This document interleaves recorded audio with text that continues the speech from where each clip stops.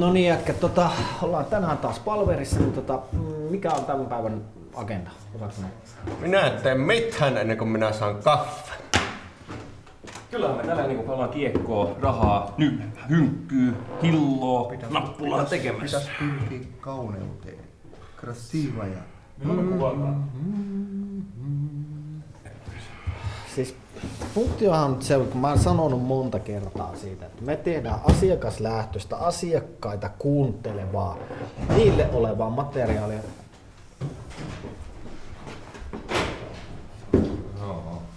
Moi. Huomenta. Tervetuloa Katlaan. Niin, tossa on noita kumppaneita ja oli sulla joku ongelma. Joo, mulla on pieni ongelma kyllä, jossa mä kuvittelen, että voisitte auttaa. Mennään tonne noin, että vähän kuulee nämä muutkin. Huomenta. Huomenta. Niin, kerropas, mikä sulla on huoli? Joo, mulla on todellakin ongelma ja mä tiedän, että ainoastaan Katlain voi auttaa mua siinä. Okei, kiva kuulla. Olen kuullut teistä paljon hyviä asioita. Tosin tiedän kyllä myös sen, että tää teidän audiovisuaalinen osaamisjuttunne, mitä te täällä pidätte yllä, niin sehän on puhdasta peitetarinaa. Ja mun ongelmani on se, että mulla on nuori, kaunis vaimo. Siis se ei ole vielä se ongelma. Ongelma on se, että mä epäilen, että hän pettää mua.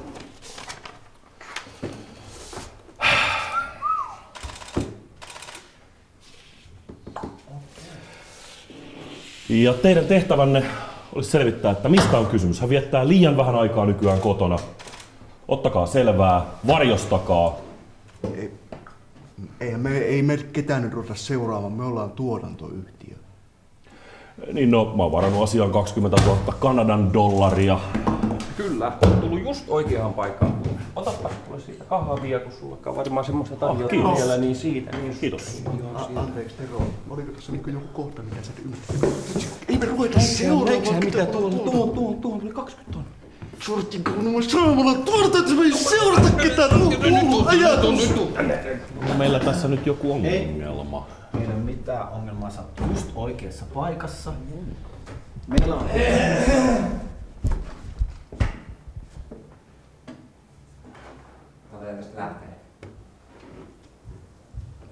Niin, olit sanomassa.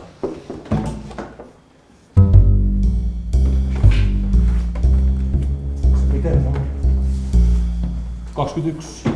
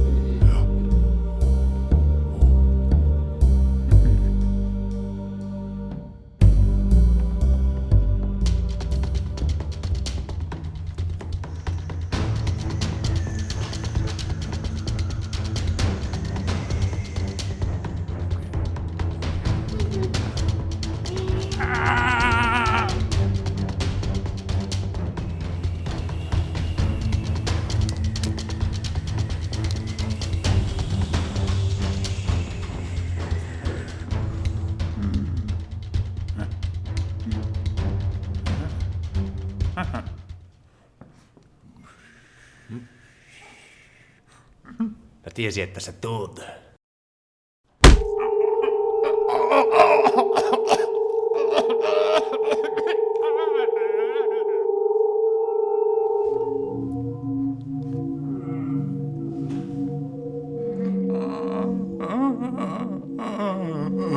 Mä tiesin, että sä tuut.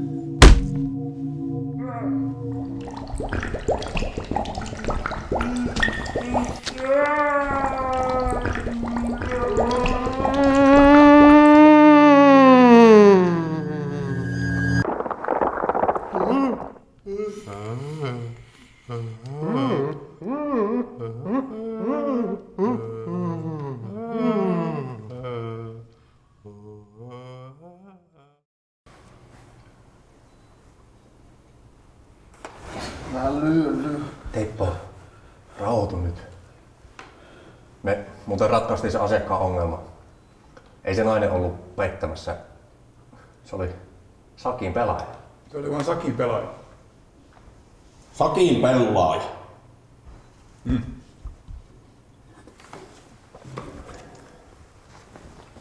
Pelaisee perse.